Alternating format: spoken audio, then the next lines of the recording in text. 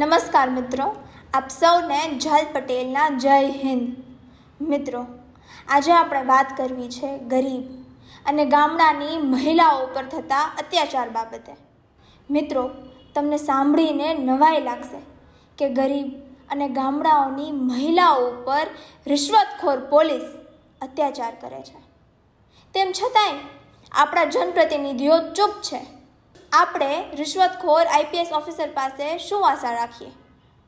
જે IPS officer 50 રૂપિયાની રિશ્વત લેતા હોય તેવા આઈપીએસ ઓફિસર શું આમ જનતાની રક્ષા કરશે અને આમ જનતાને ન્યાય અપાવશે? મારે આજે વાત કરવી છે આ ગંભીર સમસ્યા ઉપર.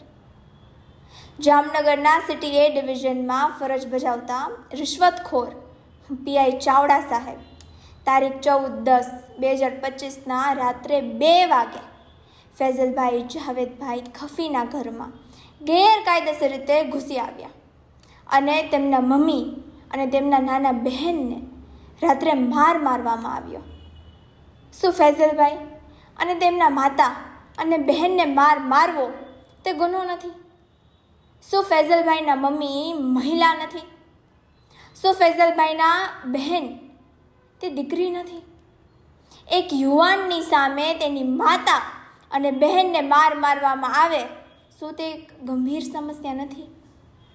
એક યુવાનને તેની માતા અને બહેનની સામે મારવામાં આવે અને એ પણ એક પોલીસ દ્વારા, શું આ એક ગંભીર સમસ્યા નથી? ક્યાં છે સમાજના જનપ્રતિનિધિઓ? જ્યારે ચૂંટણી આવે ત્યારે કમ્યુનિટી અને સમાજની વાતો કરતા હોય છે. હું આમ જનતાને 2 હાથ જોડી વિનંતી કરું છું કે તમારા જનપ્રતિનિધિઓને આ મુદ્દે પ્રશ્ન પૂછો. કેમ આવા રિશ્વતખોર પોલીસ અધિકારીઓ સામે આપણા જનપ્રતિનિધિઓ બોલતા નથી?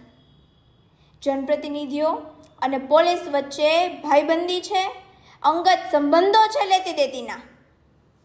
જ્યાં સુધી આવા સંબંધો વિશે આપણે નહીં બોલીએ કે સવાલ નહીં પૂછીએ ત્યાં સુધી અનેક ફૈઝલભાઈ જેવા યુવાનોને પોલીસ મારશે. કેટલી માસૂમ અને બેકસૂર મહિલાઓ ઉપર અત્યાચાર થશે જેનો આંકડો લગાવવો ખૂબ જ મુશ્કેલ છે. આ રિશ્વતખોર પોલીસને હિન્દુની મહિલા હોય કે મુસ્લિમની મહિલા હોય તેનાથી તેઓને કાંઈ લેવા દેવા નથી. માત્ર ઓહદો, પૈસા તેમજ રિશ્વત માટે આ લોકો ગમે તે હદ સુધી જઈ શકે. તારીખ 26/9/2025 આ જ રિશ્વતખોરો અમારા ગામ લોઠિયા જઈ મારા દાદા દાદીને મારે. વિચારો મિત્રો, આવા પોલીસને આવી હિંમત ક્યાંથી આવે છે? વિચાર કરો તો. આ રિશ્વતખોર પીઆઈ ચાવડા સાહેબ દારૂ પી ફૈઝલભાઈના ઘરમાં ઘૂસી આવ્યા. ફૈઝલભાઈ અને તેમના માતા અને બહેનને માર્યો દારૂ પીને. જ્યારે ગુજરાતમાં દારૂબંધી છે તો આ દારૂ આવ્યો ક્યાંથી? અને આ પીઆઈ ચાવડા સાહેબના સંસ્કાર છે કે પૂનમ માડમની સંગત. મને તો ખ્યાલ છે કે આ પૂનમ માડમના જ રંગમાં રંગાઈ ગયેલા છે. ચાવડા પરિવારના સંસ્કાર હું ખૂબ જ સારી રીતે જાણું છું. ઘણા ચાવડા પરિવારના લોકોએ મને કીધું કે આ નિકુંજ છે તે અમારા ચાવડા પરિવાર માટે કલંક છે અને ચાવડા પરિવારનો દીકરો થઈ કોઈ મહિલાઓ ઉપર હાથ ઉપાડે તે કલંક જ કહેવાય. મારે આજે વાત કરવી છે આ મુદ્દે. હવે હું પીઆઈ ચાવડાનો વિડીયો બતાવવા ઈચ્છું છું. જુઓ પીઆઈ ચાવડાની હરકત કેવી લુખાગીરી કરે છે.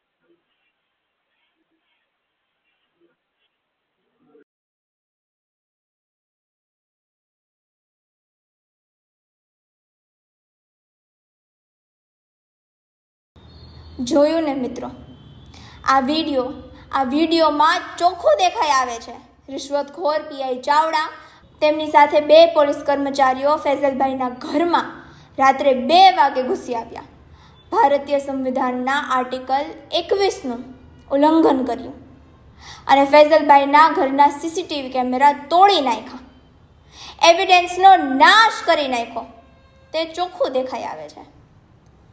પીઆઈ ચાવડા દારૂ પીધેલી હાલતમાં છે અને કાયદા વિરુદ્ધ કામ કરે છે. શું આ વિડીયો જોઈ જામનગરના એસપી રવિ મોહન સૈની રિશ્વતખોર પીઆઈ ચાવડા સાહેબને સસ્પેન્ડ કરશે? અને જો સસ્પેન્ડ નહીં કરે તો એનો અર્થ એ છે કે એસપી સાહેબ અને ચાવડા સાહેબની મિલીભગત છે. અને જો મિલીભગત ન હોય તો અમારો આ જે આક્ષેપ છે તેને સાથ આપે. આ રિશ્વતખોર પીઆઈ ચાવડા સાહેબ પૂનમ માડમનો હાથો છે અને પૂનમ માડમના હાથાને સસ્પેન્ડ કરવાની એસપી સાહેબની ઓકાત નથી. આવા ચોખ્ખા પુરાવા દેખાઈ આવતા છતાં મહિલાઓ ઉપર અત્યાચાર કરતા પીઆઈ હજી સુધી નોકરી ઉપર છે. તે મુદ્દે પણ આ સમાજે વિચારવાની જરૂર છે. સ્પષ્ટપણે આ દારૂ પીધેલી હાલતમાં હોય અને ફરજ દરમિયાન નશાની હાલતમાં હોવું તે એક ગંભીર ગુનો છે. આ ગુના માટે તેમને તાત્કાલિક સસ્પેન્ડ કરવા જોઈએ. આ આપણા ભારત દેશનું સંવિધાન છે. પણ મને ખ્યાલ છે જામનગરમાં ભારત દેશનું સંવિધાન નહીં પણ રિલાયન્સ કંપનીનું સામ્રાજ્ય ચાલે છે. હું જામનગરના એસપીને પ્રશ્ન પૂછવા માંગુ છું, મહિલાઓને ઘરમાં જઈ મારવો તેના માટે એસપી રવિ મોહન સૈનીનું શું કહેવું છે? કયા કાયદામાં જોગવાઈ લખી છે કે મહિલાઓને ઘરમાં જઈ મારવો અને તે પણ રાત્રે? અથવા તો કયા સંવિધાનમાં લખેલ છે કે કોઈ પણ આરોપીને મારવો? જો સંવિધાનમાં લખેલ નથી તો પછી પોલીસ કોઈને મારે ત્યાં સંવિધાનનું ઉલ્લંઘન નથી તો શું છે? તો આને પોલીસની ગુંડાગીરી કે લુખાગીરી ના કહેવાય તો આને શું કહેવાય? શું આ નિકુંજ ચાવડાએ રાઇટ ટુ પ્રિવસી અને સુપ્રીમ કોર્ટના જજમેન્ટનું ઉલ્લંઘન નથી કર્યું તો શું કર્યું છે? ગરીબ અને ગામડાઓની મહિલાઓની સુરક્ષા વિશે સરકારની વાતો અને ગ્રાઉન્ડ રિયાલિટી વચ્ચે ખૂબ જ મોટો અંતર છે.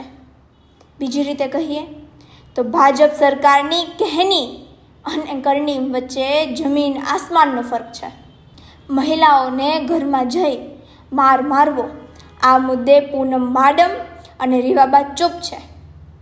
આપણે સૌને તારીખ 21/5/2018ની ઘટના તો યાદ જ હશે, જ્યારે સર્વ સેક્શન રોડ ઉપર આવેલ પોલીસ હેડક્વાર્ટર નજીક એક બનાવ બનેલ, જ્યારે રીવાબા જાડેજાને સંજય આહિર નામના પોલીસ કર્મચારીએ એક ઝાપટ મારી હતી.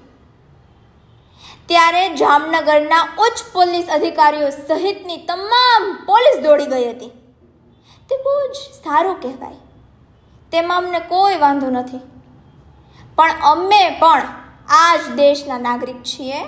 ગરીબ મહિલાઓ ઉપર પોલીસ અત્યાચાર કરે છે ત્યારે કેમ પોલીસ સહાનુભૂતિ નથી આપતી? ત્યારે કેમ કોઈ ગરીબ મહિલાને પૂછવા પણ નથી જતું? પોલીસે પૂછવા નથી જતી. તે ગરીબ મહિલાઓ પ્રત્યે કોઈને કેમ સહાનુભૂતિ નથી હોતી? મારો સીધો પ્રશ્ન છે, ગરીબ મહિલા હોવું તે ગુનો છે કે પછી રીવાબા કે પૂનમ માડમને મત આપવો તે ગરીબ મહિલાઓની ભૂલ છે?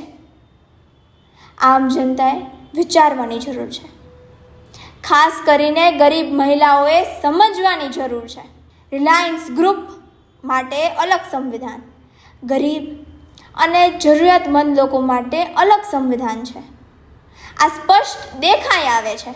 મારે રિશ્વતખોર એસપી સાહેબને પ્રશ્ન પૂછવો છે કે રિશ્વતખોર પીઆઈ ચાવડા સાહેબ રાત્રે ઘરમાં ઘૂસી મહિલાને મારે છે.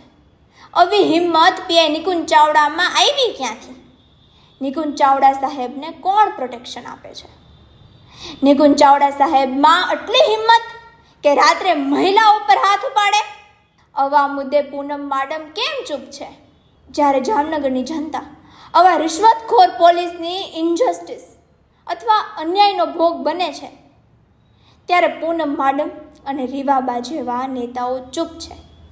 તે ચૂપ્પીનો અર્થ જામનગરની જનતાએ શું સમજવો?